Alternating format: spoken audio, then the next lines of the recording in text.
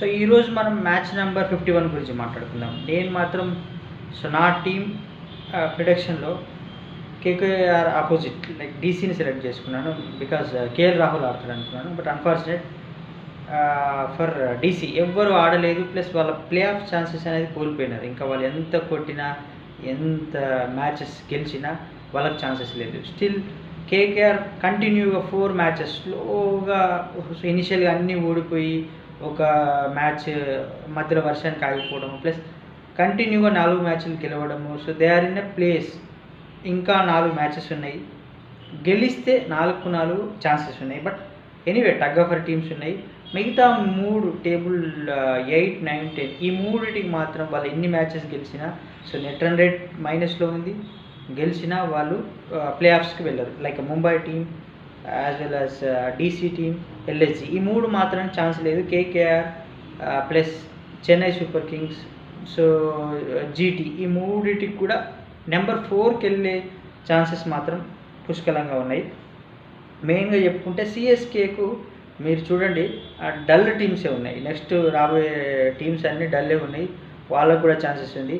జీటీకి ఈరోజు మాత్రం tug of war match.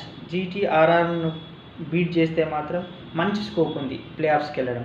So ఈరోజు పర్టికులర్గా నిన్నటి మ్యాచ్ గురించి మాట్లాడుకుంటే సో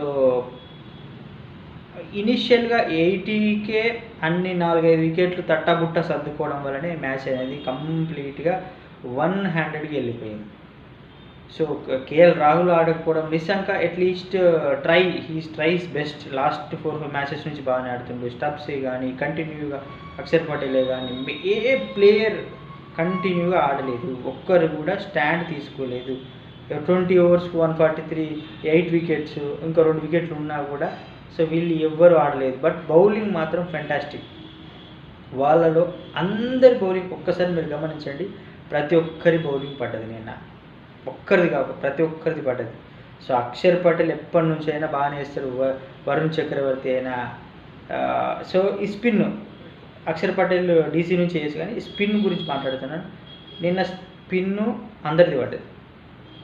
సో అక్షర్ పటేల్ది పడ్డది, సునీల్ నారాయణ పడ్డది, వరుణ్ చక్రవర్తి పడ్డది. సో ఇట్స్ కంప్లీట్గా నాకు తెలిసి స్లో పిచ్ ఇది.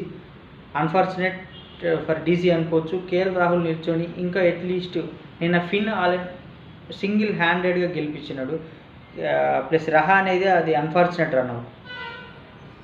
మెయిన్ డ్రాబ్యాక్స్ డీసీకి మిడిల్ ఆర్డర్ అనేది పటిష్టంగా లేదు. కేఎల్ రాహుల్ ఇన్నింగ్స్ ఎక్కడ పెద్ద ఇన్నింగ్స్ ఆడలేదు ఈసారి. స్టార్క్ వచ్చి కూడా ఈసారి వీళ్ళకు ప్లస్ పాయింట్ కాలేదు.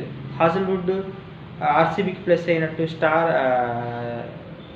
సో ఎవరు ప్యాట్ కమిన్స్ ఎస్ఆర్హెచ్కు ప్లస్ పాయింట్ అయినట్టు స్టార్క్ వచ్చి నాకు తెలిసి డీసీకి ప్లస్ పాయింట్ కాలేదు. సో అన్ఫార్చునేట్ ఇలాంటిది ఒక మ్యాచ్ గెలిచింటే ఏదైనా సినారియోలో పైకి వెళ్ళేటండి. ఒక ఫినాలిన్ వాళ్ళ కళలో ఇంకా ఊహించుకోవాలని దెబ్బ కొట్టిండు ఆయన. 100 రన్స్ అంత షార్టెస్ట్ టైంలో ఛాన్సెస్ కూడా ఏం లేదు. ఆయన షాట్స్ మాత్రం ఫెంటాస్టిక్ షాట్స్. సో ఎక్కడా కూడా ఏదో క్యాచెస్ ఇవ్వడము లేకపోతే ఆపర్చునిటీస్ ఇవ్వడం అనేది లేదు. బట్ డీసీ విషయానికి వస్తే అందరూ ఏదో వచ్చినామా ఆడినామా పోయినామా, ఏదో నాకు సంబంధం లేదు అన్నట్టు ఆడుతున్నారు. ఈవెన్ స్టబ్స్ కూడా ఆడేది ఉండే. ఎందుకంటే ఫ్రాంచైజెస్ అంత డబ్బులు పెట్టి ఒక ఓవర్సీస్ వ్యక్తిని తీసుకున్నప్పుడు అందరూ కూడా ఆడుతున్నారు కదా, ఎవరు సో తీసుకుంటున్నారు. But unfortunate for DC. ఇంకా డీసీ గురించి ప్రతి ఒక్కరు ఈ ఐపీఎల్ మ్యాచెస్ చూస్తున్నారు. నేను ఏంటంటే సారాంశం గురించి మాట్లాడుతున్నాను. ఎక్కడ పోతుంది అనేది కాదు. ఇనిషియల్గా 85 for 5 సో అట్లా పోయి అస్టోష్ ఏదో ఆడడము, చిన్న ఆ స్కోర్స్ 143లు 150లు అన్నీ చిన్న స్కోర్లే.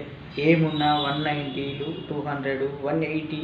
సో ఆఫ్టర్ 180 దాన్ని ఏంటంటే 50-50 ఛాన్స్, 190 కూడా 50-50 ఛాన్స్, 200 కొడితే సో 99.9% ఛాన్సెస్ ఉంటుంది. 0.1 ఓడిపోయేదానికి ఛాన్సెస్ ఉంటుంది. స్టిల్ ఇప్పటికి కూడా కొన్ని మ్యాచెస్ 220 కొట్టినా గెలవలేకపోతున్నారు. ఇలాంటి సిచ్యువేషన్లో ఢిల్లీ ఈసారి ఇంకా ఈ మిగతా మ్యాచెస్ కూడా బాగా ఆడాలి. ఈసారి మాత్రం వాళ్ళు చేసినట్టే. సో మిగతా 7 టేబుల్లో ఉన్న 7 టీమ్స్ మాత్రం వాళ్ళకు పుష్కలంగా ఛాన్సెస్ ఉంది. ఈవెన్ ఎస్ఆర్హెచ్ ఈసారి ఫైనల్కి డెఫినెట్గా వెళ్తుందని నేను అనుకుంటున్నాను. మనస్ఫూర్తిగా వెళ్ళాలి కూడా.